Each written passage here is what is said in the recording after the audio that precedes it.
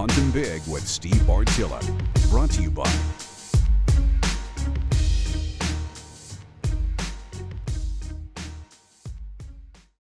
Today, let's have a little bit more of a philosophical conversation.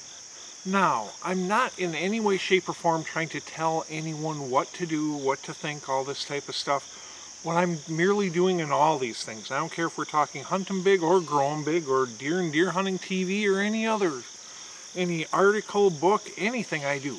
What I'm merely doing is sharing what I think I've learned from, frankly, all the opportunities that you all wittingly and unwittingly have bestowed upon me. And man, I appreciate it. Thank you from the bottom of my heart. Sincerely, I know that's coming off a little bit cheesy, insincere, but I couldn't be more sincere. I don't do this stuff without you all empowering me to do it, and I appreciate that. And all I'm doing is sharing what I think I've learned along the way. If my strong advice is take what you like from these shows, my work, throw out the rest. And that right there is a good place to start. And that is, I don't care how many blowhards sit there and tell you this is the way you need to do something. If you find that does not work for you, and I don't care, even if I'm including myself in all this, if you find that something I'm suggesting doesn't work for you, don't do it. At the same time, if I'm telling you, or anybody else is telling you over and over and over, you can't do this, you can't do this, you can't do this, if it's working for you, for crying out loud, keep doing it. I mean, a great example is what I'm sitting on right here. And that's another thing I want to talk about, and that is, we talk so much, I talk so much about low impact hunting, because frankly, that is huge to me. That is huge. But what does low impact mean? That obviously means you're not driving around out there on an ATV. Or does it? It depends on your ground. Now, the ground I'm on right now, there's an active oil lease on it. Because of that, they actually run ATVs all over this property 6 days a week. Because of that, just yesterday, I'm not kidding, I drove from here to the camera away from a doe and went like this. I almost could have reached out and touched her, an adult doe.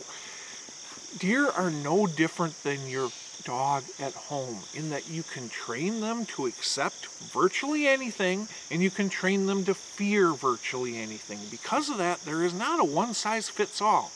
What low impact generally means, to wrap that part up, is that I'm going to go ahead and get to that stand without disturbing deer.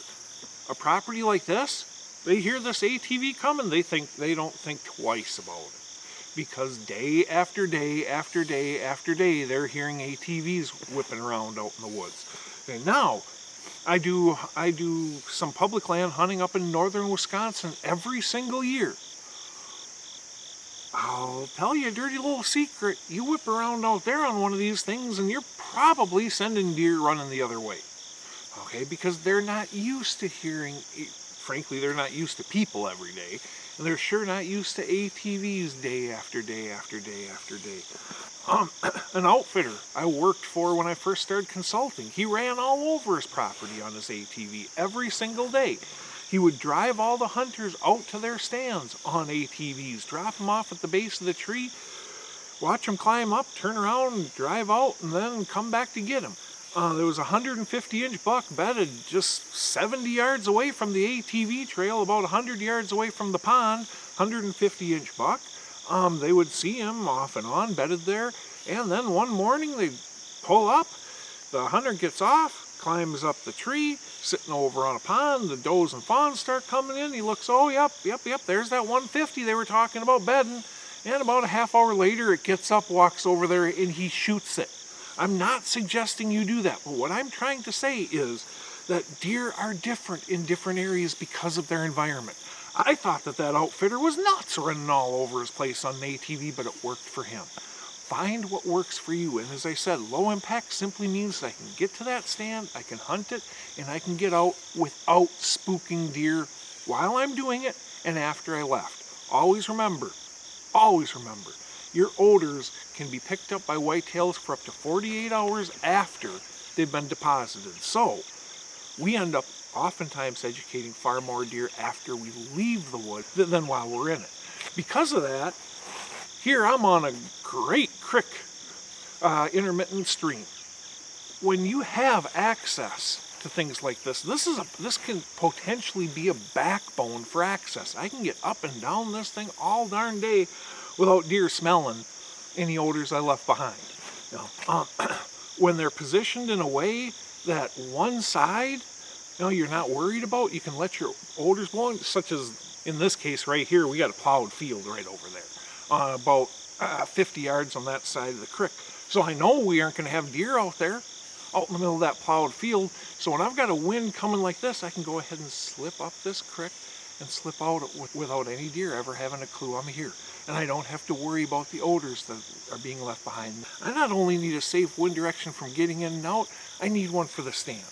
When I'm hunting public land, I'm looking for where no one else is, and then I'm starting to do my scouting for stuff like this. When I'm hunting private land, what I'm looking for are backbones. Backbones such as this for areas that I can access safely. And one more quick tip to wrap up on, and that just a random one, and that is, if you ever, when you're using your trail cameras, you ever want to know, especially if you can set them on video, and set it for about 30 seconds or so burst. If you want to know if those deer are traveling specifically with the wind, when you set up your trail camera, just hang some flagging tape in the frame.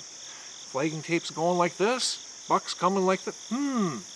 He does that 4 or 5 times in a row, and by a row I mean 4 or 5 pictures. You got him. He's coming into the. Well, you know what? Next time you got a wind like that, you might want to go down there, or you might notice they're picking up crosswinds. Now, but that little bit of flagging trick there, that flagging tape trick, that can actually give us a little bit of extra intel, and that is really what all of my stuff is about. That is trying to take and bump those percents up just a little bit more, a little bit more, a little bit more. No one of them is that big of a deal, but you add enough of them, all of a sudden you're off the screen. Hope there's something in there that helps. As I said, be creative. Use this right here. This is by far your greatest weapon. Our minds and our power of analytical thought, and apply the common sense test to things. If it doesn't make common sense to you, question whether or not this person's blowing smoke, or if they're actually telling you the truth.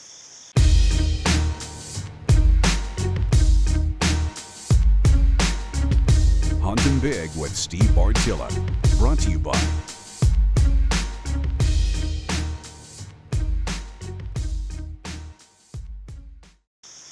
when we're doing this type of stuff, always remember that different things work better for different people for whatever reason. Find what works for you and forget what anybody else is telling you to do. And that includes me. If I'm telling you to do something that isn't working for you, please stop. And if I'm telling you not to do something that is working for you, please completely ignore me. You are your own expert on what works for your hunting situations. Next, understand that whitetails are trainable, just like your dog at home. You can train them to accept or fear anything. Because of that, because there's all these different environments, all these different circumstances, deer are not going to react the same everywhere. It's up to you to figure out how they're going to react for you on your ground. And as I mentioned real quick as a bonus tip, remember that flagging tape strip. You put that in that camera frame, and you know what? That can give you some extremely valuable intel.